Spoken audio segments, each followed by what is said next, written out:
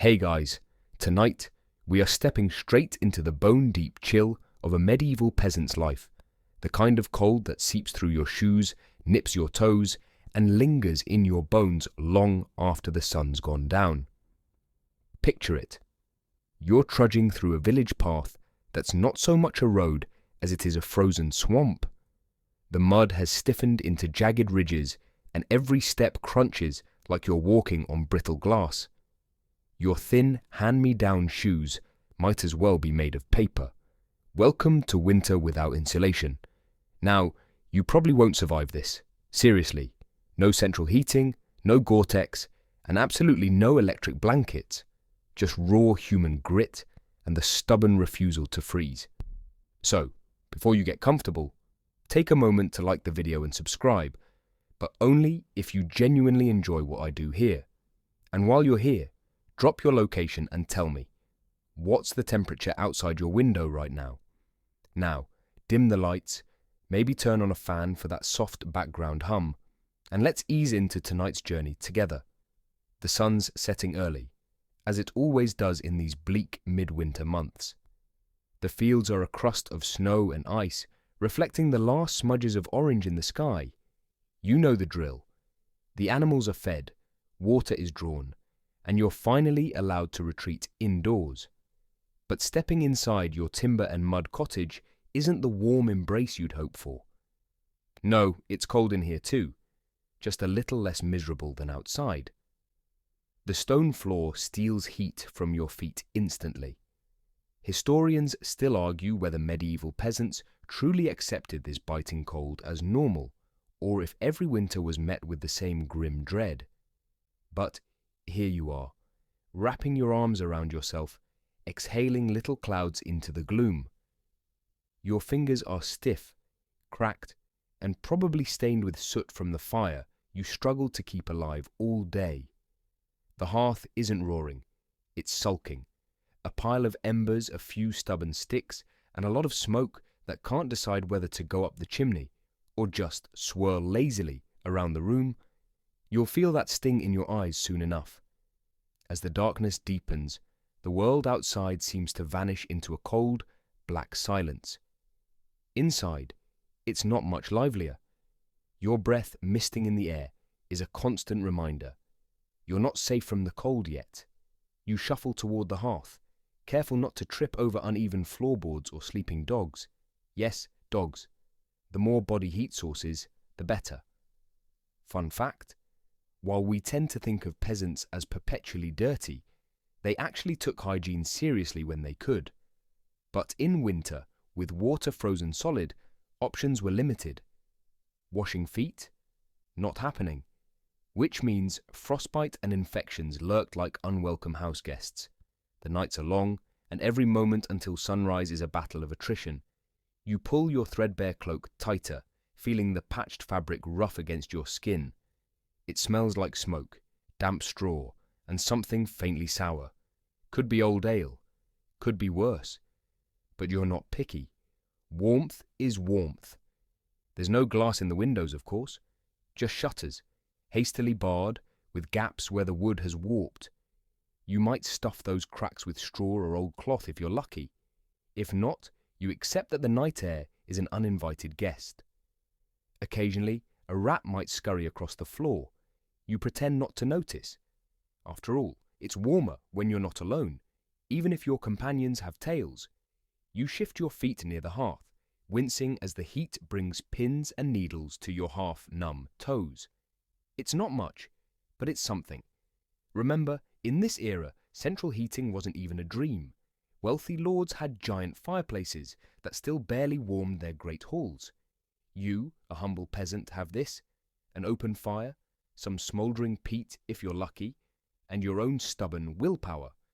One quirky little tidbit: in certain regions, villagers would insulate their cottages with, believe it or not, animal dung mixed with mud. Wattle and daub, they called it. Sounds gross, but it did help seal out the worst drafts. The downside? It also sealed in the smell. As the night settles in, you huddle closer to your family. Privacy isn't a concept here. Everyone piles in. The kids, the grandparents, even the neighbours if times are harsh enough. There's strength in numbers, and more importantly, warmth. The shared body heat might make the difference between a restless night and a deadly one. Outside, the world might be frozen solid, but inside this cramped little cottage, life persists, quiet, stubborn, and a little bit smoky. You listen to the wind whining through the shutters, the crackle of the hearth, and the occasional snore from Uncle Edric, who's already passed out in the corner. Some historians suggest that the medieval idea of night was different from ours. People didn't sleep in one solid block. Instead, they took a first sleep, then woke for a few hours, maybe to stoke the fire, pray, or even, believe it or not, visit neighbours. Yes, even in the cold. Afterward, they'd settle in for a second sleep. Whether that's universally true is still debated, but you wouldn't mind breaking up the long, cold stretch of darkness. The air feels thick now, not with heat, but with the weight of the night. Your eyelids droop, but the chill keeps you from full comfort. You wrap your arms around your knees, tucking yourself into the smallest possible shape. Conservation of heat, medieval edition. And yet, despite the discomfort you endure, because winter always ends, spring will come. But for now, it's you, the embers, and the endless frozen night. The fire's glow flickers low, and you feel it. That relentless chill creeping back, slithering around your ankles and up your spine. It's going to be a long night, time to pull out every trick you know. Which brings us to the art of medieval layering, rags, old furs, and whatever else you can scavenge to trap a few precious degrees of warmth. You reach for your best outer layer, if you can call it that. A heavy, roughly stitched wool tunic, likely older than you, patched and repatched until it's more mended whole than original cloth. Wool's a peasant's best friend in the cold. Sure, it itches like mad, but when it's the only thing between you and hypothermia, you don't complain much. Underneath that, you've piled on every scrap you own. A linen shift, thinner than you'd like. Another tunic, this one more whole than fabric. Leg bindings, basically long strips of cloth you've wrapped tightly around your calves to stop the wind from knifing up your legs. Historians still argue whether peasants had access to proper undergarments, but let's be honest. If you can afford an extra layer, you're wearing it. Doesn't matter if it was meant to be a towel. And then there are the furs. Oh, the furs. Not glamorous sable or sleek mink. No, you're rocking what might generously be called local wildlife. Sheep pelts, rabbit skins, even mangy fox if someone got lucky with a trap. The quality varies wildly. Some are stiff as boards, others are disturbingly soft, which could mean they're freshly skinned. You don't ask questions. One quirky fact. In some places, folks even used felted human hair to create insulating pads for winter clothing. Waste not, want not, right? Imagine wrapping yourself in a mat made of last summer's haircuts. Cozy. You drape a patched-up cloak over your shoulders, the edges fraying, a few suspicious stains near the hem. It's heavy, smells of old smoke and damp earth. But it's yours. You fasten it with a simple wooden clasp, worn smooth from years of use. Somewhere in the folds, there might even be a flea or two hitching a ride. They're part of the experience. Gloves? Luxury? If you're lucky, you might have mittens fashioned from coarse wool, fingers lumped together like a fabric oven mitt. More often, it's just a spare scrap of cloth wrapped around your hands. Anything to protect against the cruel bite of frost. Boots are another story. Leather's expensive, so most peasants made do with thick-soled shoes of heavy fabric or patched hide. Waterproof? Absolutely not. By now, your toes are probably blue, but as long as they're still attached, you count it as a win. For extra insulation, you might stuff straw or moss into your shoes, trading mobility for a few degrees of warmth. And don't forget your head. Heat escapes fastest there, so you grab a coif, a snug, hood-like cap made of linen or wool. Picture an old-timey baby bonnet, but sadder. You pull it tight under your chin, feeling slightly ridiculous, but significantly warmer. Historians debate how much medieval peasants actually layered. Some argue that depictions of peasants in thin tunics are romanticized, while others believe the sheer practicality of layering every available rag would override any concerns of vanity or movement. Tonight, you're firmly in the pilot all on camp. Now, fully armored in your patchwork battle gear of warmth, you feel marginally less like an ice sculpture. You're not exactly toasty, but you've created a personal bubble of tolerable discomfort. You shuffle back toward the hearth, careful not to dislodge your carefully arranged layers. Movement is both your ally and enemy. It keeps the blood flowing, but every gust of air feels like a dagger through your makeshift defenses. Nearby, you spot an ingenious, if slightly alarming solution, a heated stone wrapped in cloth. Pulled straight from the fire's edge, it radiates a gentle warmth. You carefully maneuver it under your layers, pressing it against your belly. For a few precious minutes, it feels like heaven. This is survival in its most basic form. A constant negotiation between heat and cold, comfort and hardship, no high-tech fabrics, no thermostat, just raw human stubbornness and a few centuries of passed-down tricks. Remember, even wealthier folk weren't immune to the cold. Castles were drafty stone refrigerators. Peasants might have had smaller homes, but those cramped quarters, combined with low ceilings and tightly packed bodies, could actually retain heat better than you'd think. Well, after a fashion. There's a joke among your family, passed down through winters worse than this one, that you can judge how cold it is by how close you're willing to sit to Cousin Oswin. Normally, you wouldn't sit within a foot of him. But tonight, you're practically in his lap. Personal space is a summer luxury. And speaking of luxury, let's not forget about the community layers. If you're fortunate, you might share a heavy woolen blanket with your family. Picture it, 6 people, 1 blanket, and an unspoken agreement to pretend you're not all incredibly uncomfortable. The blanket is scratchy, smells like wet sheep, and somehow always seems to slip off your shoulders at the worst possible moment. But it's there. It helps. As the night deepens, your layered defenses are put to the test. Every time the wind howls through the shutter gaps, you reflexively curl tighter, cocooned in your rags and furs. The fire sputters. The cold presses in. But you're holding the line. It's not glamorous, it's not cozy, but it's enough. For now. The fire is a fickle ally tonight. You watch as it dances low, barely more than a sullen glow beneath a collapsing pile of charred wood and peat. Every few minutes, someone grumbles and pokes at it with a stick, sending up a puff of smoke that drifts, languid and unbothered, into the room. Because chimneys in medieval peasant homes? Let's just say they were more theoretical than functional. The hearth is the heart of your cottage. Without it, you'd be as frozen inside as the icicles dangling from the eaves. But keeping that fire alive isn't as easy as tossing on another log. Firewood is precious. You've spent long, back-breaking days gathering it, often resorting to scavenging fallen branches, dead hedges, or even, when things get truly desperate, stealing from the Lord's forest. Risky business that. Poaching timber could earn you a fine you'd never afford, or worse.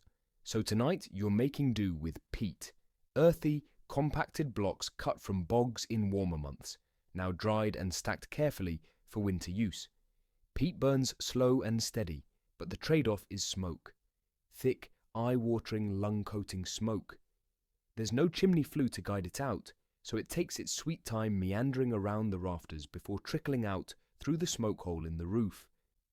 Until then, you and your lungs are its reluctant hosts. Historians still argue whether medieval peasants were constantly coughing from this smoke, or if they just got used to it. Some even suggest the smoky air helped preserve thatched roofs by killing off insects and rot. Dual-purpose air pollution, medieval multitasking at its finest. You blink back tears as a fresh wave of smoke curls under your coif. It stings, but the alternative, a cold, dark hearth, is far worse. You shuffle closer, risking scorched toes for a sliver of heat. There's a certain art to positioning yourself just right, close enough to warm your skin, but not so close that your rags catch fire. A balancing act you've perfected over countless winter nights. One quirky practice you've learned is the damp cloth trick. Before bed, you might hang a wet cloth near the fire, letting it absorb both heat and smoke. When you're ready to sleep, you wrap it around your neck or hands. It smells absolutely terrible, but it's warm. And at this point, your standards are shockingly low. The room itself is a masterclass in improvisational insulation. Walls of wattle and daub, essentially a stick framework plastered with a charming mixture of mud, straw, and manure, offer some resistance to the wind. Inside, every crack and gap is stuffed with rags, moss, or anything remotely dense. The floors are strewn with rushes, occasionally swapped out for fresh ones when the smell becomes unbearable. Supposedly. You suspect that fresh is a generous term. Remember those windows from earlier? Right now they're tightly shuttered, but every gust of wind makes them creak ominously. You can feel the draft sneaking through the slats, caressing your ankles with icy fingers. In a wealthier home, there might be oiled parchment or thin horn sheets over the openings. You, however, make do with layered fabrics, or nothing at all. Movement in the cottage is slow, deliberate. Every time someone rises to adjust the fire, the entire room seems to shift in response, people rearranging themselves to fill the vacated warm spot. The air near the hearth is precious real estate. Further back, near the walls, the cold is merciless. Guess where you're sitting? Another joke among the villagers is that the rich have tapestries to block out the cold, while the poor make do with gossip. And truly, stories become a form of warmth. As the embers crackle and the smoke curls, someone begins recounting the tale of old widow Ethelred, who supposedly survived an entire winter with nothing but a stolen goose feather and sheer spite. Whether it's true or not doesn't matter. The laughter lifts spirits. That too is a kind of heat. As midnight creeps closer, the fire needs tending again. You eye the dwindling stack of peat and sigh. Can't let it die. Not unless you want to wake up with frost on your eyelashes. You gently rake the embers, coaxing a reluctant flame to life. Every spark is a victory. There's an old belief, whispered in these parts, that if the hearth fire dies completely during winter, it invites ill fortune, not just cold, but sickness, and worse. Whether you believe it or not, you're not about to test it tonight. The irony? Even as you struggle to keep the fire alive, you're also battling the constant fear of it getting out of control. Thatched roofs are notoriously flammable. A single rogue ember could turn your cottage into a bonfire. That's why someone always sleeps, or tries to, within arm's reach of the hearth, ready to smother any rebellious spark. In fact, in some villages, it was common practice to cover the embers with ash before bed, creating a slow-burning blanket that kept the fire alive till morning. This method, called banking the fire, was both an art and a science. You've watched your mother do it countless times. Tonight, it's your turn. You pile on ash carefully, smothering the visible flames but preserving the glowing heart beneath. It feels like tucking in an old friend for the night. The air remains thick, smoky, and barely warm, but it's enough to keep death at bay. For now. Your eyes sting, your throat scratches, but as you settle back into your spot, swaddled in your ragtag armor of rags and furs, you remind yourself, this is what survival looks like. Not pretty, not comfortable, just stubborn. Outside, the wind howls. Inside, the hearth whispers back. The fire's been banked, the last of the warmth squeezed from peat and patience alike. Now, it's time for your other great ally against the cold, the human body. Specifically, as many of them as you can cram together in one bed. Bed is a generous term. What you're working with is a low wooden frame, creaking with every movement, topped with a sagging straw mattress. That mattress, stuffed last autumn with fresh straw, is now a flattened, slightly dubious-smelling pancake. No surprise there. Every night it absorbs the sweat, grime, and breath of whoever collapses onto it. Cleanliness is relative. You wriggle in beside your family, finding your allotted space with practiced ease. There's an unspoken hierarchy, elders and infants toward the center, where it's warmest. You're somewhere near the edge, dangerously close to the icy breath of the shuttered wall. You curl yourself tighter, pulling your ragged cloak around your shoulders and press your knees against the nearest warm body. Historians still argue whether medieval peasants truly slept together in the communal sense, or if artistic depictions have overplayed the idea for moralizing effect. But for a cold night like this, it's less about modesty and more about physics. Body heat is free, efficient, and doesn't need restoking. In this heap of siblings, cousins, maybe even the neighbor's child whose family couldn't keep a fire going tonight, you find a rough sort of comfort. It's a human furnace, radiating shared warmth in all directions. Sure, it's cramped. Sure, someone's bony elbow is digging into your ribs, but it's better than freezing. One quirky tidbit. There are accounts of families in the colder reaches of Europe literally sleeping beneath their livestock, hens, pigs, even goats, to share in the animal's body heat. You're not quite there yet, but the idea of a toasty little piglet as a foot warmer is sounding less absurd by the minute. In the quiet moments between shivers, you hear the soft symphony of sleep noises, snuffles, the occasional snore, the creak of wood as someone shifts position, and beneath it all, the ever-present whisper of the wind clawing at the walls, frustrated by your collective defiance. But sleep doesn't come easily. The cold is cunning, seeking out the smallest gaps in your defenses. You pull your coif lower over your ears, tucking your chin into the scratchy wool of your tunic. Still, your nose remains exposed, growing numb with every breath. You remember an old village trick for this exact problem: the nosecloth. A small square of fabric tied gently around the face, covering mouth and nostrils, to trap warm breath and shield delicate skin. Of course, it gets damp and unpleasant quickly, but when it's you versus frostbite, you'll take mildly disgusting any day. The conversation drifts lazily around the bed.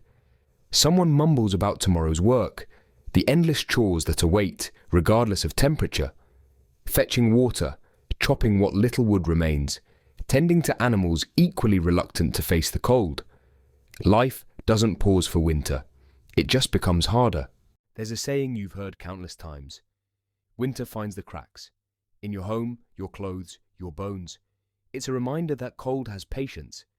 It will wait for the smallest lapse in vigilance. Somewhere near your feet, a muffled yelp signals that someone's toes have found a particularly icy patch of bedding. You all shift again, the human pile groaning like a single, cranky beast. And then comes the most sacred of winter rituals: the strategic warm spot hunt. The goal? Find the places where someone else's body heat has done its good work and claim them before they cool. It's a silent, competitive game. You nudge a sibling's leg, subtly edging into a warmer nook. Victory. For now. In wealthier homes, feather beds and thick woolen blankets would provide insulation without the need for human pile-ups. But here, you make do with what you have, each other. It's not luxurious, but it's deeply human. You think about the stories of noble families sleeping in vast stone chambers, their grand fireplaces roaring with logs from lands they barely visit. Historians debate whether those rooms were actually warmer, or if the luxury of space was its own curse in winter. Large, drafty halls are hard to heat. Maybe, in some small way, your cramped, smoky cottage is better suited to the season. Not that it feels like it right now. The cold has a way of sharpening memories. You recall summers past, when sleeping was a battle against heat, not frost. Back then, you'd give anything for a cool breeze. Now, you'd sell your soul for an extra scrap of wool. Amid the discomfort, there's a strange kind of intimacy to these nights. No walls of privacy, no barriers of status within the bed. Everyone is equally subject to the cold. It strips away pretensions, leaving only shared necessity. And so you settle, finding your niche in the living furnace. Breaths grow slower, heavier. The cold is still there, persistent, but for now you've carved out a small pocket of warmth. Outside, the night deepens. Frost creeps over the shutter slats. Somewhere in the dark, a fox cries, its voice sharp against the muffled hush of snow. But inside, in this heap of human warmth and scratchy wool, you hold the cold at bay. For tonight. By now, your body has gone mostly numb to the cold. That's not to say you're comfortable, far from it. But the worst of the shivers have subsided into a dull ache. You're in that hazy space between sleep and waking, when every creak of the cottage feels distant, and your own breath sounds louder than the wind outside. But survival isn't just about warmth. Tonight, your greatest ally might be your own metabolism. You see, there's a reason your diet in winter shifts to heavier, fattier foods. Porridge thickened with animal fat, root vegetables simmered until they surrender their last vestiges of nutrition, slabs of salted pork when available. These aren't gourmet choices. They're strategic. Your body needs fuel to generate heat, and when blankets are thin and fires are fickle, you become your own furnace.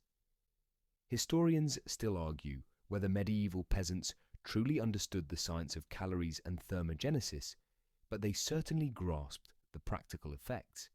You eat well, or at least you eat as much as your stores allow before bedding down for the night. A full belly burns hotter. Tonight's supper was humble, a dense barley pottage laced with whatever scraps were left from the last pig slaughtered. Not a feast, but it sits heavy and warm in your gut, radiating a slow inner heat. It's a comfort, however modest. One quirky survival hack you've seen in your village involves hot stones. Earlier in the day, smooth river rocks are nestled into the heart of the fire. Come bedtime, they're carefully wrapped in cloth and slipped under the bedding. Primitive bed warmers, they hold their heat surprisingly well, especially when tucked near your feet. Tonight, you're lucky. Someone remembered to prepare a few. You nudge one with your toes, grateful for its lingering warmth. The interplay between inside and outside is a constant battle. Your breath hangs in the air, a visible reminder of the thin line between human warmth and winter's chill. The walls do their best, but let's be honest, wattle and daub were never designed for Arctic-grade insulation. Every gust of wind outside seems to test your defenses, poking and prodding for weak spots. You've heard tales of villagers plastering additional layers of mud and dung onto their walls as an emergency winter fix. It's not pretty, it's not fragrant, but desperate times call for desperate. Well, you know. Speaking of desperate measures, there's another method some folk employ: hanging damp cloths across doorways and over rafters. As the smoke-laden air passes through these makeshift barriers, it helps to trap a fraction more warmth inside. Of course, it also adds to the general dampness of the room, giving everything that lovely, musty, bog-in-a-barrel aroma. Tonight, every bit helps. Above you, the thatched roof groans under the weight of snow. You hope the beams hold. Roof collapses are a real concern in winters like these. The combination of heavy snowfall and saturated thatch can be treacherous. Families have woken to find their humble homes transformed into impromptu snow caves. Historians debate whether medieval cottages were designed with steep enough pitches to reliably shed snow. Some argue that local traditions adapted to regional climates, while others point out the sheer scarcity of resources often forced peasants to make do with suboptimal designs. You're inclined to believe the latter. After all, you're the one sleeping under it. There's a saying, a roof without snow is a roof without warmth. It refers to the insulating effect of snow when it blankets a home. So, paradoxically, that groaning roof might be doing you a favour, as long as it stays where it is. Movement is minimal now. The shuffling, adjusting, and quiet mutters have faded. Most of your family has slipped into sleep. You envy them. For you, sleep is an elusive guest, flirting at the edges of your awareness, then darting away with every creak or gust. Your mind wanders to warmer seasons, the marketplace bustling with activity, the fields, though backbreaking, at least bathed in sun. Even the relentless itch of summer fleas feels like a luxury compared to this numbing cold. Funny, isn't it, how hardship redefines what you long for? Somewhere in the darkness, a soft whimper rises. The baby, cocooned near the center of the bed, stirs restlessly. Instinctively, hands reach out to soothe, to offer what little warmth and comfort they can. In moments like this, survival becomes communal in the purest sense. You're not just keeping yourself alive, you're shielding the next generation. Another village quirk floats to mind. Some elders swear by warming draughts before bed. Simple concoctions of spiced ale or mead, meant to fortify the body and spirit against the cold. You imagine the slight burn of ginger, the mellow heat of cinnamon, and for a fleeting moment, you're warmer. Alas, tonight the only drink is cold water from a half-frozen bucket. Yet, despite the discomfort, there's a certain rhythm to these nights. The cold presses in, you press back. Together, you and your family create a fragile bubble of warmth, defying the season with sheer persistence. You listen to the wind wail and think, this is winter's song, relentless, ancient, but not victorious. Not tonight. The fire has long since dwindled to embers, and the human furnace under the covers holds steady. But what about the livestock? You might be huddled in bed, but just beyond your wall, or, in some cases, not beyond at all. Your animals are working their own quiet magic. It's easy to romanticize the quaint image of a medieval peasant's cottage, timber-framed, thatched-roofed, with smoke curling lazily from the chimney. But you know the truth. On winter nights like this, that charm includes the unmistakable aroma of livestock sharing your living space. Yes, tonight you're bunking with the animals. Technically, they have their own area, often just the other side of a low wooden partition or a shallow step down into the byre. No stone walls of separation, just proximity, close enough that you can hear their soft grunts, the shifting of hooves, the snuffle of breath, and in return, glorious moist bovine body heat.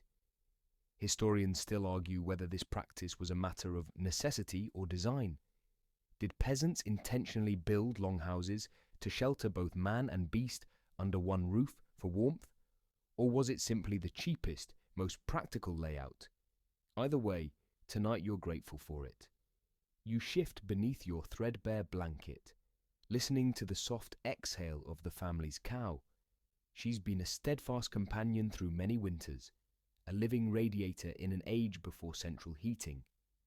Her breath mists the air just as yours does, but her sheer mass ensures that her warmth lingers, seeping through the cold ground and into the bones of the house. Pigs, too, are surprisingly effective heat sources. Their dense bodies and fondness for nestling make them ideal companions on frigid nights. You recall stories of smaller cottages where piglets would be allowed right up to the hearth, snoozing contentedly as human feet sought the same warmth. And don't underestimate the chickens.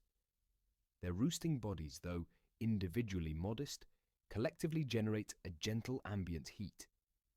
Plus, their efficient little alarm clocks come morning. One quirky tidbit you heard from an elder once.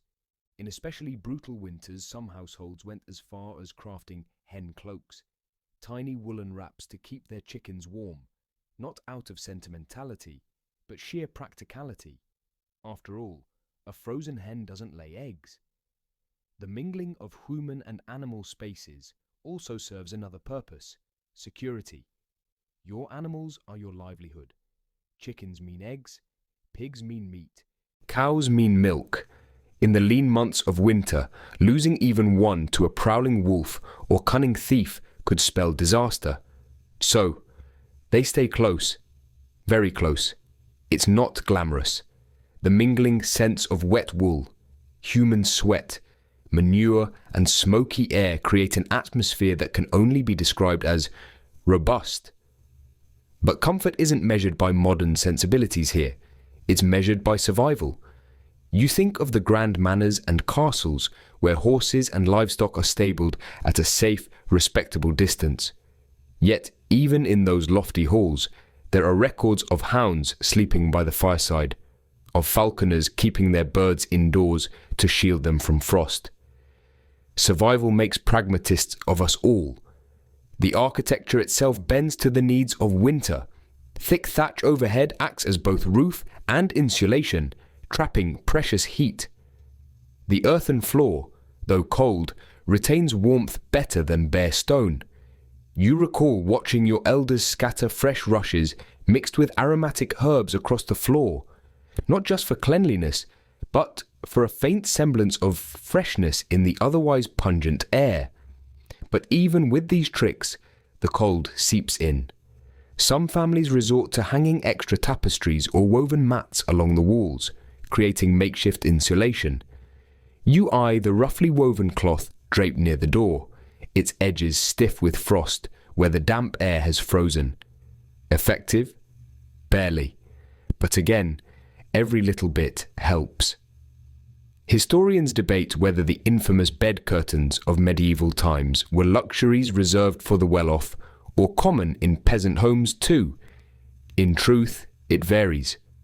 While the ornate velvet-draped four-posters belong firmly to the realm of nobility, simpler bed curtains, woven from linen or wool, appear in inventories of modest households. Their purpose? Trapping body heat, blocking drafts, and creating the illusion of privacy in a one-room dwelling. You'd kill for a set right now. The animals, bless them, seem far less perturbed by the cold. You envy their stoicism. The soft munching of hay, the rhythmic chewing, creates a lullaby of sorts. Their contentment, their indifference to the howling wind is oddly reassuring. It's a symbiotic relationship. You provide shelter and food.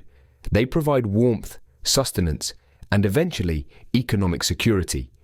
Tonight, their presence is as vital as the dwindling fire. A funny thing about proximity, you begin to notice patterns. The cow's breathing slows in rhythm with the sleeping humans. The pigs grunt softly, adjusting their huddle, much like you did earlier. Even the chickens shift and rustle, echoing your restless limbs beneath the covers. For all the differences, you're all playing the same ancient game, conserving heat, enduring the night. You glance toward the shuttered window, where frost creeps like delicate lace across the wooden slats. Beyond that thin barrier lies a world of ice, snow, and danger.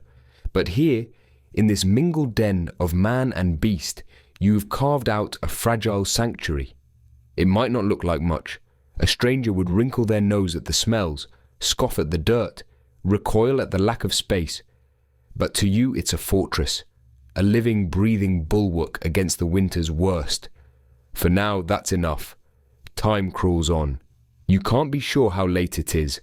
There's no clock to glance at, no phone glowing beside your bed, just darkness, cold, and the soft symphony of sleep sounds around you.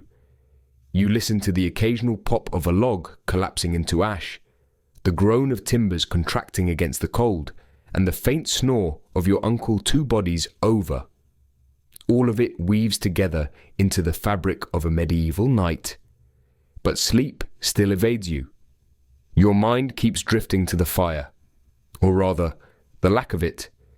Because here's the uncomfortable truth. No matter how carefully you stack the wood, how tightly you pack the peat, an open hearth only lasts so long. And it's your job to revive it before the cold becomes unbearable. Enter the ancient, unsung hero of winter survival, the fire dog, or more humbly, the andiron. While nobility might boast wrought iron dragons and ornate brass supports, your household makes do with simpler iron stands if you're lucky. Their job is straightforward: lift the logs off the hearthstone to allow air circulation, helping fires burn hotter, longer. Tonight, those modest tools are your allies, keeping what little embers remain alive beneath a crust of ash. Historians still debate whether peasants commonly used fire irons in the earlier medieval periods, or if this was a luxury that trickled down from wealthier households over time. Some argue that clever stacking of green and seasoned wood could substitute. Either way, you've learned to bank your fire carefully, arranging thicker logs and insulating them with ash to preserve heat through the night. Yet, despite your best efforts, the fire has grown shy. Its once lively glow is now a sullen blush beneath grey dust. You know you'll need to stir it soon, risking cold feet on icy floors, fumbling for fresh fuel in the dark. But there's a trick to it. Before you even rise, you recall what the old folk taught you. Whisper to the fire before you shout. Stirring too vigorously, too quickly, can smother the delicate embers. Instead, you'll coax them gently, feeding thin splinters first, encouraging the glow before adding larger chunks. Nearby, you know exactly where the kindling basket sits. Filled earlier with the day's collection of twigs and bark, it's your lifeline now. If only your feet weren't already curled up, reluctant to face the stone-cold floor, but there's no one else awake to do it. With a resigned sigh, you brace yourself. The moment your feet touch the packed earth, it feels like stepping onto ice. You shuffle quickly, mindful of where you place each step, avoiding the damp patches where melted snow has seeped in. By the hearth, you crouch, breath misting before you. The embers greet you with a faint pulse of red, not dead yet. Carefully, reverently, you use the iron poker, another prized possession, to break through the ash crust. Sparks skitter upward, dancing in the gloom. You feed them twigs, then larger sticks, murmuring a half-hearted charm beneath your breath. Is it superstition? Habit? Historians aren't sure. Some claim fire incantations were remnants of pagan rituals, lingering long after formal religion took root. Others believe they're simply the product of cold, desperate hope. Either way, you whisper, "Breathe, little one.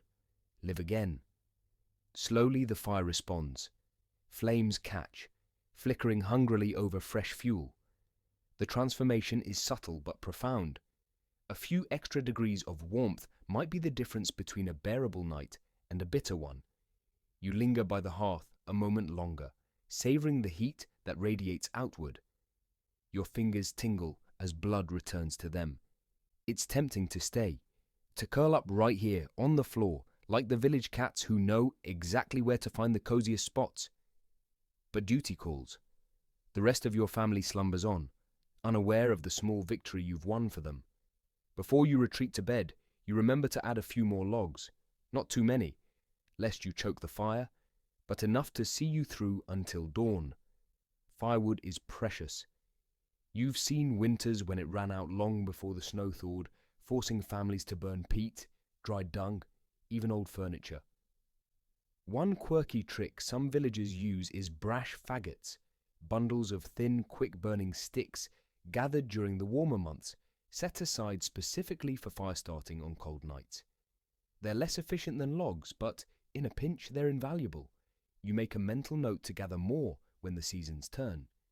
Back in bed, the cold has not relented, but the knowledge of the revived fire lends you a small measure of psychological warmth. The embers glow once more, their heat spreading slowly, invisibly, across the single-room cottage.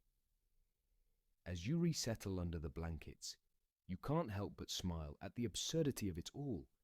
Here you are, a peasant in the dead of winter, whispering to fire and huddling with pigs, while somewhere in a distant castle, lords and ladies complain about drafty corridors despite their towering stone walls. Historians still argue which was worse for winter living, the cavernous, cold grandeur of a stone hall or the smoky, cramped warmth of a peasant's cottage. You suspect the truth, as always, lies somewhere in between. Comfort is relative. Survival's universal. For now, the embers hold. The cold will not claim victory tonight. Sleep, when it finally comes, is shallow and easily disturbed. You dream of snow piling up inside the house, of icicles growing from the rafters like glassy fangs. But what wakes you isn't the cold, it's the scratching, faint, persistent, right at the edge of hearing.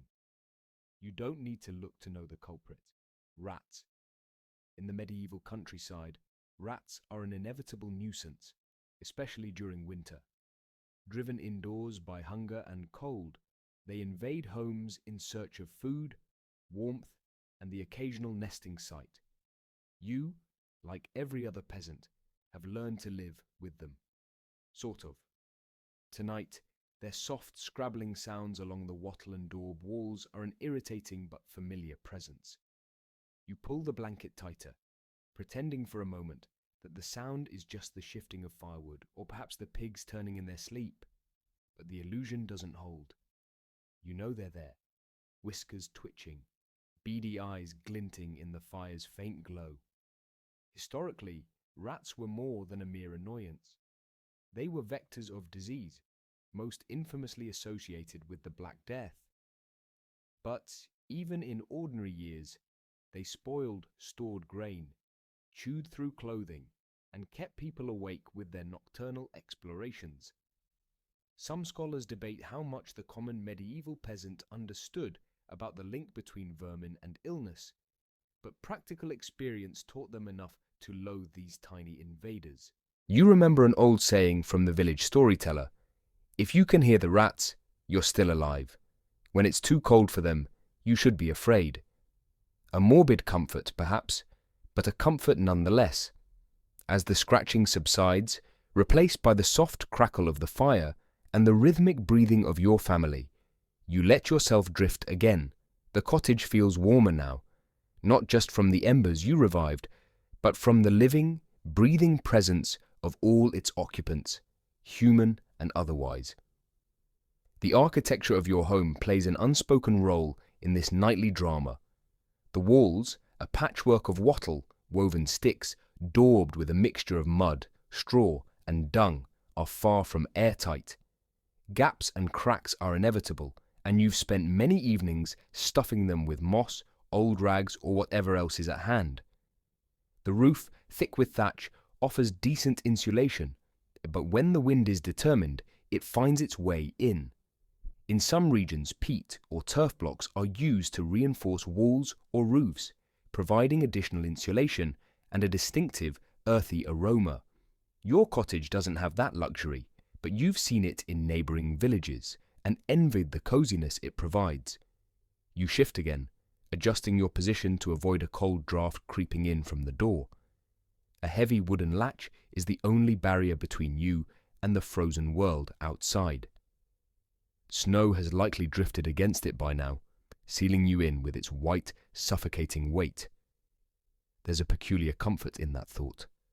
The snow, which in daylight feels like an adversary, becomes an ally at night, plugging gaps, dampening sound, insulating your humble abode.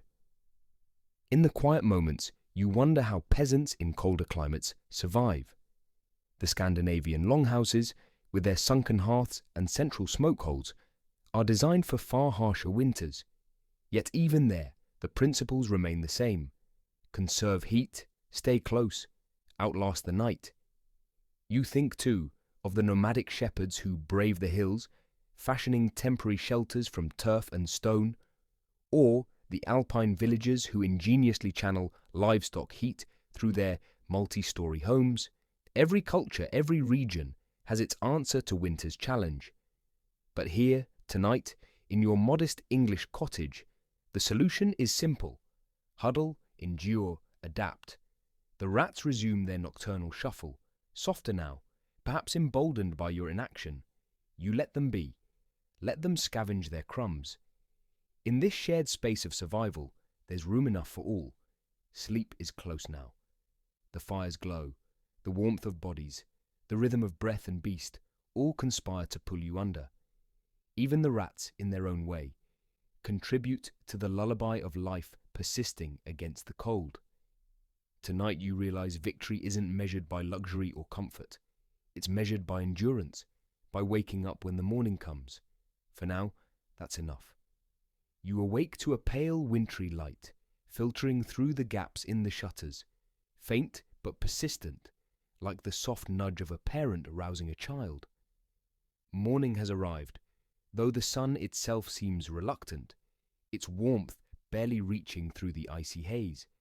Your body aches, not from any single injury, but from the accumulation of a night spent curled in the same position, muscles stiffened by cold and the hard earth beneath the thin bedding.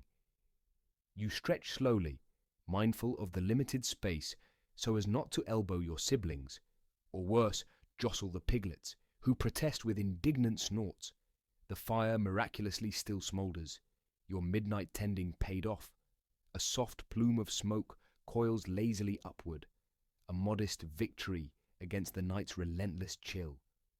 But before you can celebrate with a leisurely yawn, the reality of morning tasks weighs down on you.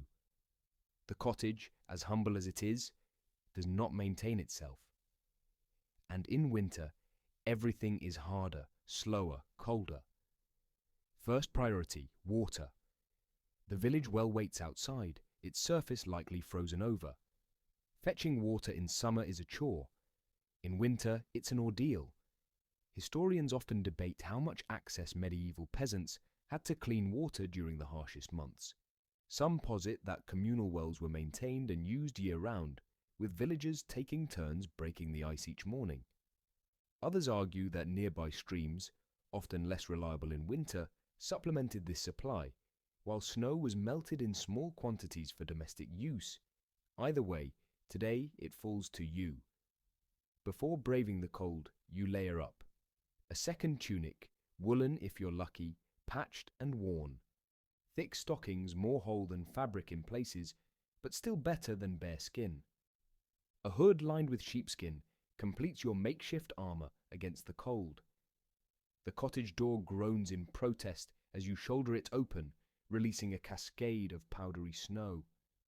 The world outside is dazzling, every surface glazed with frost, every branch outlined in delicate, crystalline lace. Beautiful, yes, but also brutally cold. Your breath emerges in plumes as you trudge toward the well, each step a soft crunch beneath your worn shoes. The village feels hushed, as though holding its breath.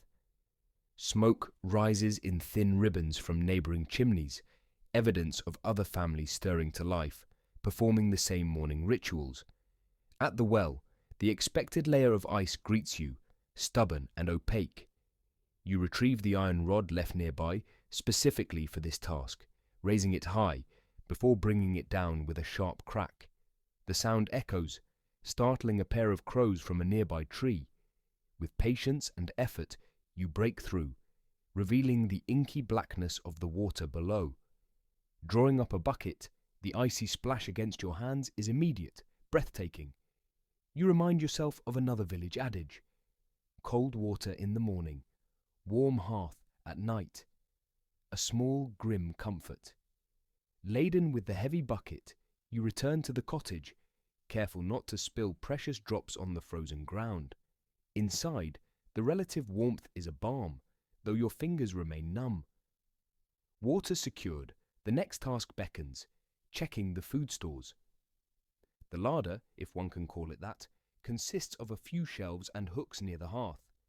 Here hangs the result of months of preparation: smoked meats, dried herbs, wrinkled apples stored in straw-lined crates. Barrels of salted fish and pickled vegetables stand like sentinels against starvation. One of the more peculiar medieval practices comes to mind: plunging root vegetables into barrels of sand to keep them fresh through the winter. Your family uses this method for carrots and parsnips, a technique that seems almost magical in its effectiveness. You pry one free, brushing off the grains, grateful for its stubborn, earthy resilience. There's a fine balance to strike here. Rationing is both an art and a necessity. Every morsel consumed now is one less to see you through the lingering winter weeks. But hunger is a persuasive negotiator, and breakfast, however meager, is not optional. You set a small pot of water near the fire, coaxing the embers into renewed life with careful prodding. A handful of oats, a pinch of salt, perhaps a splash of milk if any remains unspoiled, and the day's first meal begins to take shape. The aroma, humble as it is, stirs your family from their blankets. One by one, groggy faces emerge, grateful for warmth, for sustenance, for the promise of another day survived. Historians still argue whether peasant breakfasts were more than a bowl of pottage or porridge, occasionally sweetened with a dollop of honey or dried berries. Some suggest that, on particularly harsh mornings, households might indulge in thicker stews left to simmer overnight, fortified with whatever scraps remained. In your home, such luxuries are reserved for feast days, or for when the weather grows truly merciless. As you eat, you share murmured plans for the day, repairs to the thatch where snowmelt has found a path, tending to the animals, perhaps a trip to the woods to gather more firewood, though the snow complicates that task. The conversation is punctuated by small, dry jokes. How you'd trade 3 chickens for a pair of woolen socks without holes. How the village priest's sermons are longer than the daylight hours. Laughter, even in slivers, is as essential to winter survival as food and fire. You glance toward the door, where a thin draft persistently sneaks in. After breakfast, you'll patch it again, pressing dried moss into the gap. It's not a perfect solution, but perfection is a luxury for another world. Here, in the quiet determination of daily life, good enough is the gold standard. Before rising from the table, you spare a thought for the less fortunate, the widow at the edge of the village, whose sons were claimed by last winter's fever, the crippled cooper, who relies on neighbours for his firewood. Charity in these times is a communal affair, not out of saintly virtue, but from a shared understanding, survive together, or not at all. There's a particular kindness in peasant life, forged not from wealth, but from necessity. It's an unspoken pact, renewed each winter with every shared loaf, every mended roof, every bucket drawn from the well. As the morning light strengthens, the cottage stirs fully to life. The worst of the night is behind you, but winter is far from over. You rise, brush the crumbs from your tunic, and prepare to face the cold once more. The day has fully broken, and though the sun is a mere suggestion of warmth, its pale light does little to dispel the ever-present chill. You stand by the door, surveying the world beyond your cottage, a world that has been transformed into a glittering expanse of white. The snow surface is unbroken, save for your own footprints and those of the animals. You've completed the morning chores, fetched water, and eaten the meagre breakfast. Now comes the task that every peasant dreads, but also needs to do, heading out into the snow to gather firewood for the coming days. Your family, like most, depends on firewood not just for warmth, but for cooking. There is no easy solution to the cold. It's a relentless, gnawing force that demands your constant attention. The woods, which in warmer months are a welcome escape for gathering herbs, berries, or hunting small game, are now transformed into a treacherous landscape. The trail is narrow, winding between trees coated in frost, their limbs heavy with snow. You bundle up as best as you can, layering wool and fur, lacing your boots tightly, but the cold still finds ways to seep in. You're not alone in this task, of course. The whole village is out, trudging through the snow to their own woodlots. The forest, especially in winter, is a shared resource. It's not a matter of ownership, but survival. The tall trees are trusted to provide. However, there's an unwritten code. Cutting too many trees or harvesting the wrong kind of wood can upset the delicate balance of nature, especially if the coming spring is to provide more than just a thaw. Historians often discuss the communal nature of medieval forestry, especially in places like England, where common land was vital. Villagers were allowed to collect fallen branches or trees on common ground, but they were careful not to overharvest or damage the land. Some communities had strict regulations about which trees could be cut, and fines were imposed if these rules were violated. It's a system rooted in the understanding that the land can only give so much before it must be allowed to regenerate. The snow crunches underfoot as you make your way deeper into the woods. The trees are eerily quiet, their usual bird songs hushed by the cold.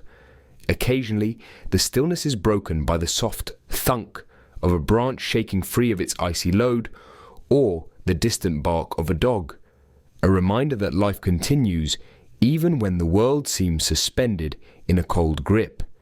As you reach the clearing, the real work begins. You'll gather whatever wood you can find, though it's often a difficult task. The best fuel is deadwood, branches that have fallen naturally and have been dried by the elements. These burn hot and quick, perfect for stoking the hearth without too much effort. But if you're unlucky, you may have to cut through frozen logs, which require much more work. Your hands are already cold, but you set to work, using the axe your father sharpened for you last month. The axe's head bites into the wood, and you sweat, though the air is freezing. It's an odd thing, working so hard to survive in such a harsh season, and yet the physical exertion is oddly comforting. Each swing of the axe, each cut of the wood, is another small victory. The rhythm is familiar, soothing, like the steady heartbeat of the earth itself, though in a much less poetic way. Every now and then, you stop to catch your breath, the chill air biting into your lungs, a stark reminder of just how quickly the cold can seep into you. You rub your hands together, trying to restore some warmth, but it's never quite enough. You think of your family back at the cottage, of the fire crackling and the smell of herbs simmering in the stew pot. And that thought drives you to finish the task. As you chop, you're reminded of the ingenuity of your ancestors. Early medieval peasants, like you, relied heavily on the forest for survival.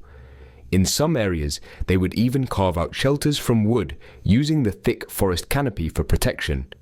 In other regions, people made use of the natural elements for heat, stone walls designed to capture and retain warmth, or even stacking wood in creative ways to build a makeshift chimney to draw heat up and out. These clever methods are lost to time, replaced by more modern techniques, but in their day, they were indispensable. In the back of your mind, you also think about the old stories, the ones you've heard from elders of your village, of those who didn't make it through a harsh winter. Some died from the cold, others from illness brought on by the deprivation. There are always tales of starvation, of entire families failing to make it through. Those who survived often did so because they had the foresight to store enough food, firewood, and supplies to see them through the worst of it. It's this knowledge, passed down through generations, that drives you now. Each swing of the axe is a small act of defiance against the inevitable. The cold, the hunger, the misery, they are all real. But so are you. You are part of a long line of people who faced this same challenge and kept going. And so, you keep chopping one strike at a time. Eventually, your arms ache from the repetitive motion, but you've gathered enough wood for now. The pile, though modest, is a tangible symbol of survival. You load the logs into your sack, thankful for the extra warmth they'll bring when the cold really sets in. The walk back to the cottage is slower than the journey out. You're tired, your body protesting the strain. The sack of wood feels heavier with every step, but the thought of returning to the warmth, to the comfort of your family, drives you forward. Soon you'll be back inside, by the hearth, where the fire's glow will chase the cold from your bones. Historians argue whether medieval peasants fully appreciated the cyclical nature of winter, whether they understood that survival was a dance with time, each year following the last, each winter leading to spring. But you know one thing for certain. There's no certainty in these winters, only survival. And perhaps, if you're lucky, a little bit of warmth. As you reach the door and enter the warmth of the cottage once more, you exhale, feeling the weight of the day lift slightly. Another winter day has been survived. The fire is alive, crackling with the kind of energy that makes the entire room feel just a little less hostile. You drop the sack of firewood by the hearth with a satisfying thud, your muscles protesting from the effort. It's the kind of weight you've come to understand, a physical reminder that survival requires more than just living, it requires work. And in winter, work is everything. As the logs begin to warm and pop, the smell of smoke and burning wood fills the room, seeping into your bones like a second skin. The heat, small as it is compared to the relentless cold outside, is enough to momentarily forget how sharply the air bites. You sit down by the fire, rubbing your hands together, willing the warmth to spread from your fingers to the marrow of your bones. Your family is already gathering around, each of you instinctively crowding near the hearth. The heat from the flames is shared between all of you, but it's more than that. It's comfort, it's protection, it's the subtle knowledge that you are all in this together. The fire is a shared lifeline, a force that connects you with the past generations who relied on the same basic, unchanging technology. There's an old piece of wisdom you remember hearing. The hearth is the heart of the home. It's one of those sayings that's become so ingrained in everyday life that it almost loses its meaning. But today, sitting there with your family, it hits you with quiet clarity. The fire is more than just a source of warmth. It's what keeps the cold from taking over. It's what makes the difference between surviving the night and succumbing to it. The warmth, however, is fleeting. It's not long before the fire dies down to a low ember, its flames curling like sleeping creatures, their heat still lingering in the stones of the hearth. You can feel it, that slow shift, when the warmth becomes a memory rather than a present reality. A quick glance out the window shows that the snow continues to fall, blanketing everything in a cold embrace. The stove, if you are lucky enough to have one, might provide more reliable heat. But your family is not so fortunate. Instead, you rely on the fire, a constant reminder of how precarious your comfort is. You've heard tales of larger homes, ones with chimneys and stoves that keep the house warm with less effort. Those homes are rare, often belonging to wealthier folk, the local lord, or the occasional merchant who has found success. Historians debate the extent of medieval home heating technologies, with some suggesting that only the wealthiest could afford reliable, constant warmth. The common folk often had to rely on a central hearth, the smoke escaping through a hole in the roof, which made the fire less effective. The drafty walls, the leaks in the roof, the thin bedding, these were just part of the reality for most peasants. A good fire, a well-tended hearth, was something to be proud of, even if it didn't last the night.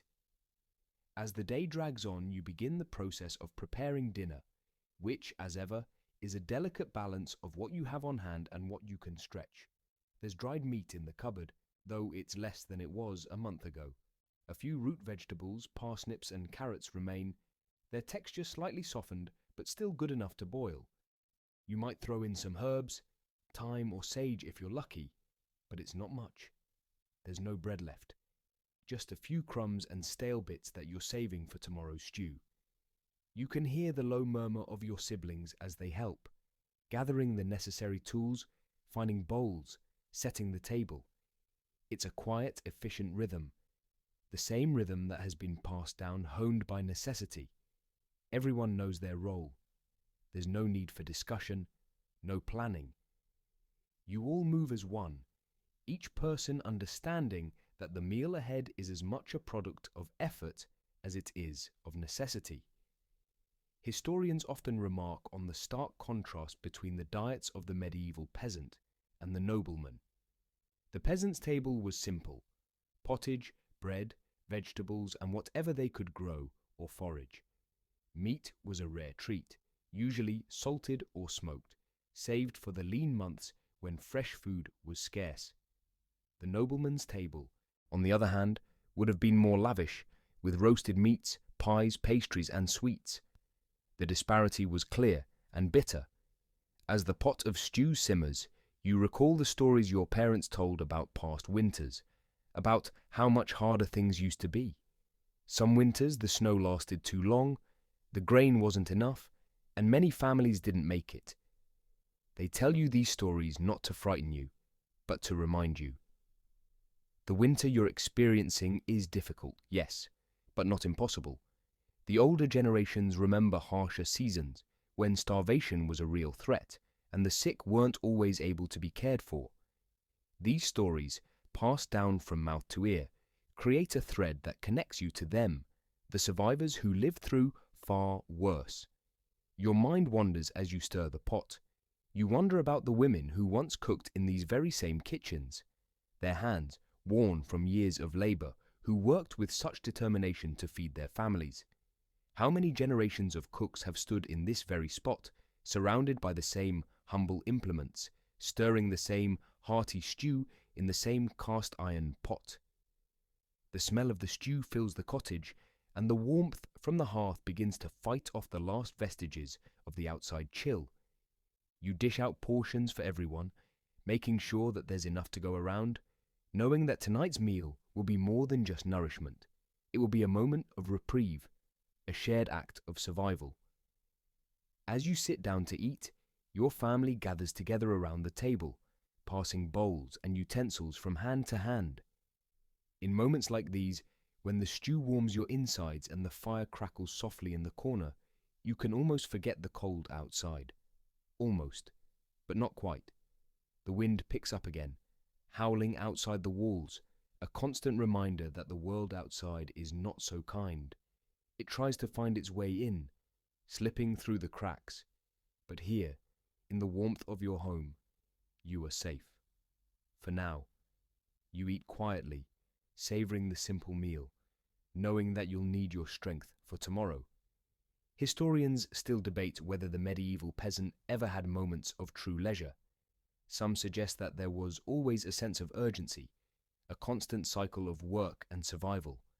Yet, in moments like this, there is something like peace. The slow, rhythmic act of eating, the warmth of family, the fire in the hearth. In these moments, survival becomes something more than just endurance. It becomes a shared, quiet victory. Night has settled now, and the flickering glow from the hearth casts long shadows across the stone walls. The house is quiet save for the occasional crackle from the fire and the soft murmur of your family. It's the time of day when most work is done, when the world outside seems to fade into nothingness behind the thick walls of your cottage. The cold has settled in deeply, the frost creeping up the window panes, and the chill is a constant companion. You've already gathered as much warmth as you can, but the comfort that the fire brings is always fleeting. Even as you sit by the hearth, wrapped in your woolen blankets, you can feel the cold attempting to creep back in. It doesn't matter how many layers you pile on, or how tightly you huddle with your family. There's always that one part of you that remains just a little too cold. The small of your back, the tips of your fingers, your nose. It's as if the cold knows exactly where to find you, even in the safety of your home. The fire, now dimming to embers, has served its purpose for the night. You will need to stoke it again before bed to keep the embers alive through the hours of deep sleep. That's a task you've done many times before, and tonight will be no different. The embers are delicate, requiring careful attention, but once stoked with new logs, they will burn low and steady, providing enough heat to see you through the night. As you poke at the coals, coaxing them to life, you think back to the way your parents would perform this ritual, just as their parents did before them. The rhythm of life in a medieval peasant household is built upon these small, quiet acts. Adding wood to the fire, drawing water from the well, preparing food. Each task is a necessity, a part of the ongoing struggle for survival. It is not glamorous, but it is life, your life, their lives, the lives of everyone who came before you. Even in the darkest winters, people found ways to make it through, not just physically, but mentally. You've heard stories from the elders in your village, those who remember what it was like before the long winters. They speak of how people would gather around the hearth, not just for warmth, but for conversation, for stories, for songs. They tell of how, even in the bleakest days, people found moments of joy, tiny sparks of life in a world that felt at times too cold, too harsh. It's true that survival in the medieval world was a constant battle with the elements, with hunger, with disease. But there was also something more, something that spoke to the human spirit's ability to endure. The community of the village, the shared experience of living through winter together, created bonds that helped people persevere. Historians have often remarked on how important these social structures were in ensuring survival. The support of family, friends, and neighbors kept people going, especially when things seemed hopeless. Your own family carries this legacy. The bonds of survival that tie you all together are forged in the shared experience of living through these harsh winters. The warmth of the fire may not last long, but the warmth of being together, the comfort of knowing you are not alone in this, is something far more enduring. As you prepare to sleep, you adjust your bedding, straw mattresses layered with blankets, woolen sheets as best as you can afford. It's not luxurious, but it's enough to see you through the night. The cold is always there, creeping in at the edges, but the fire keeps it at bay. Just enough to let you rest, to let you forget, if only for a few hours, the sharpness of the frost. The night air outside is bitter, but here, by the fire, you feel a sense of calm. It's strange how you can feel both comfortable and vulnerable at the same time. Your body, still carrying the strain of the day's work, begins to relax as you sink into the bed, pulling your blanket up to your chin. The rhythmic sounds of your family settling in around you, the low murmur of their voices, and the crackling of the dying embers provide a soothing soundtrack to your descent into sleep. As the warmth of the fire begins to fade, you can feel your body surrendering to the quiet darkness of the night. You've made it through another day, another step in the long, difficult journey of survival. The winter may be harsh, but you're still here. The fire may die down, but the warmth, the unity, the hope of another day is what will carry you through. Historians often debate the impact of harsh winters on the mental health of medieval peasants. Some suggest that the constant struggle for survival led to a kind of collective resilience, a stoicism that helped people endure.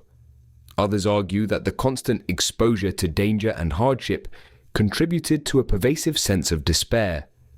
But for you in this moment, the resilience is not just a historical fact, it's a living, breathing part of who you are. You've survived the cold for one more day, and tomorrow you will do it again. With the last flicker of the fire and the soft rustle of the blanket, you close your eyes, knowing that tonight, like every night, you have done your part. You have survived. The night stretches on, quiet and cold, but inside the walls of your cottage, warmth is slowly fading. The fire that flickered so brightly earlier has died down to a bed of embers, glowing faintly against the dark. The only sound now is the occasional crackle, the subtle reminder that the warmth, though diminished, still holds its place in the heart of the home. For a moment, you lie there in the dark, listening to the wind howl outside, the harsh sound of it pressing against the wooden walls as if it wants to break through. You, however, are safe, for now. The fire has done its job, and the simple blankets that keep you warm feel like a small victory. It's not ideal, but it's enough.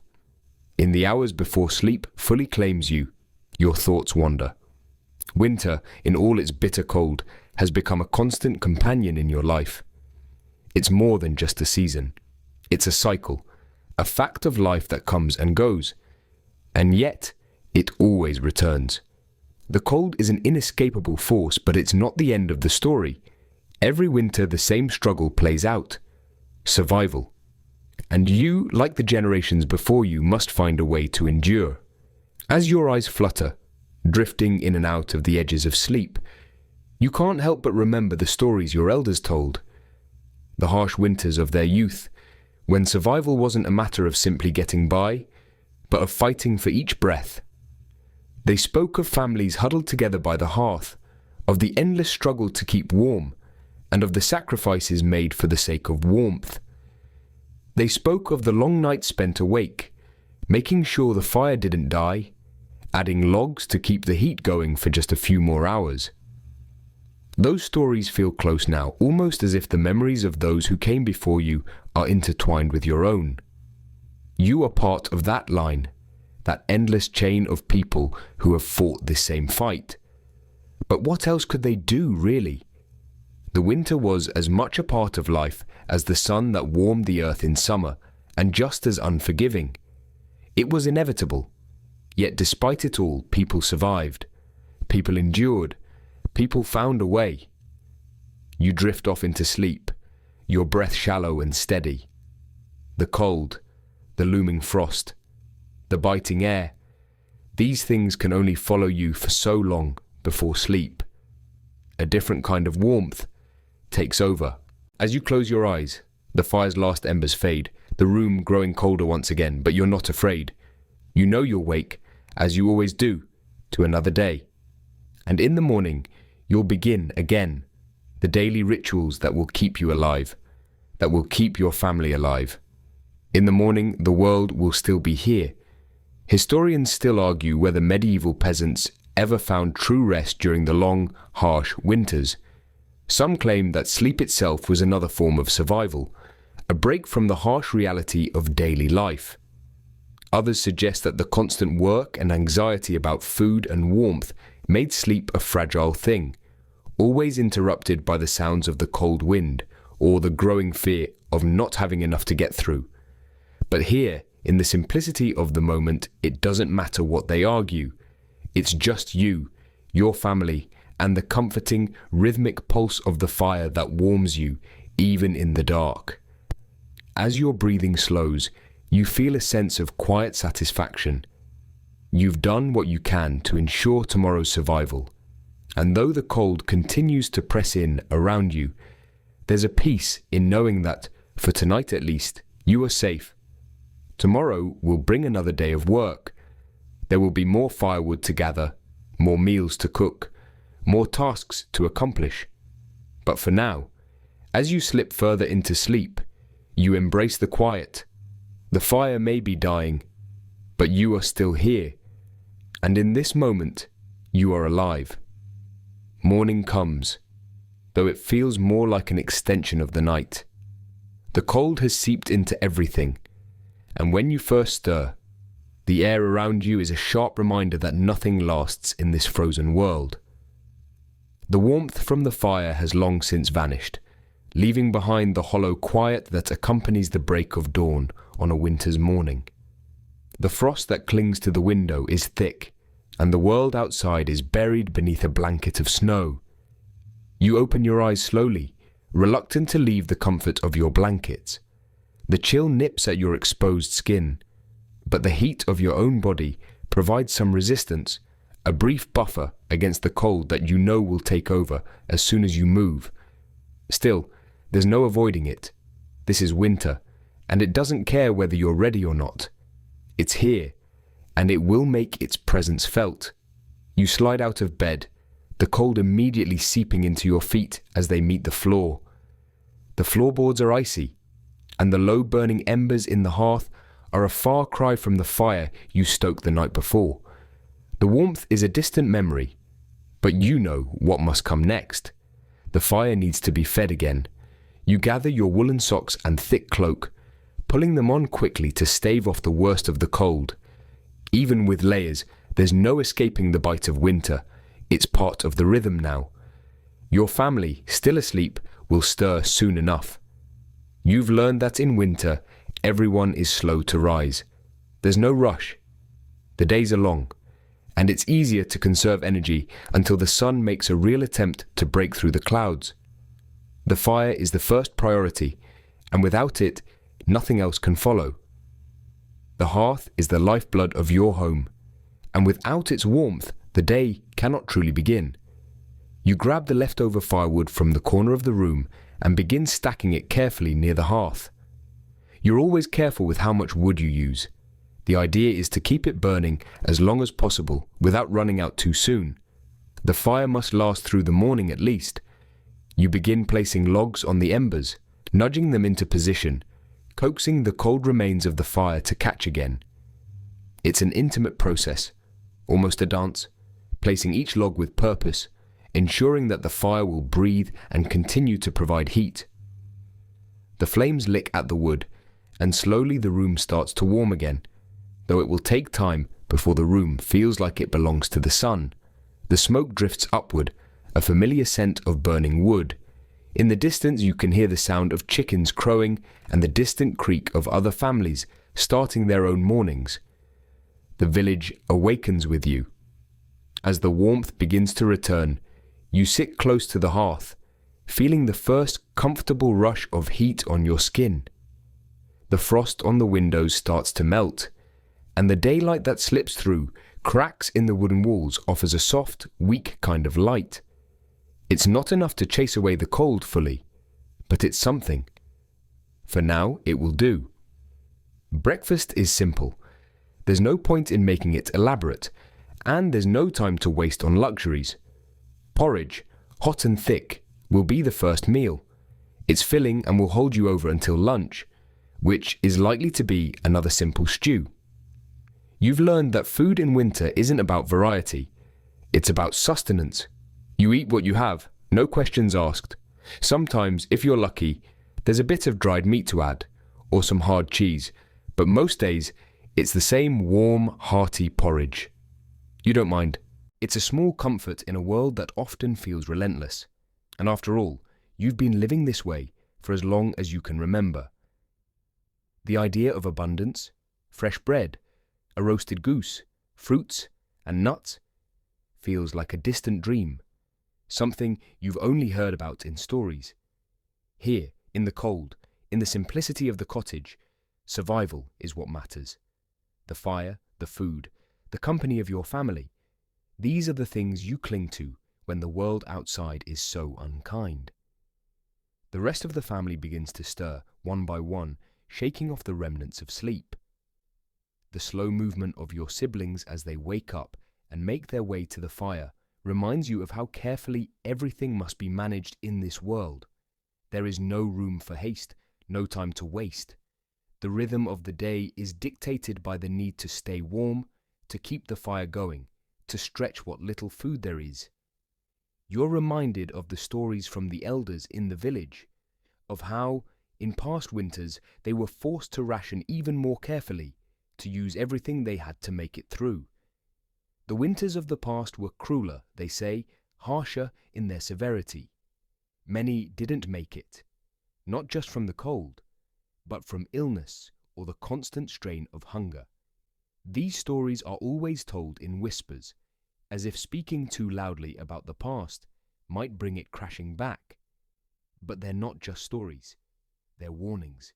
Warnings that winter is unforgiving, and you should never take for granted the warmth of the hearth or the meal that comes after. As you sit down with your family to share the porridge, you feel a strange sense of gratitude despite the circumstances. Survival is never easy, and it's certainly not guaranteed. But here, in this small, drafty cottage, surrounded by the warmth of your family and the soft glow of the fire, you are alive. For today at least, you are safe. You have made it through another night. You will make it through another day. That is enough. Historians have long debated whether medieval peasants felt a sense of satisfaction or defeat at the end of each day. Some argue that survival was a triumph, while others suggest that it was simply a matter of routine, of enduring. But for you, as you sit with your family and share this simple meal, there's a quiet understanding. Survival is its own kind of victory. And for today, that's all that matters. The day stretches on, but the rhythm of life doesn't change. You move between tasks with the practiced ease of someone who has been living this way their entire life. The fire needs tending again, as it always does. The animals must be fed. Some of them, like the sheep, can handle the cold better than others, but even they need a bit of extra care in the winter months. You gather your cloak tightly around your shoulders and step out into the cold, feeling the icy air bite at your skin. Your breath fogs the air in front of you, a reminder that winter is everywhere, always present. There's something almost peaceful about the cold now. You've learned to live with it, to carry it with you through every moment of your day.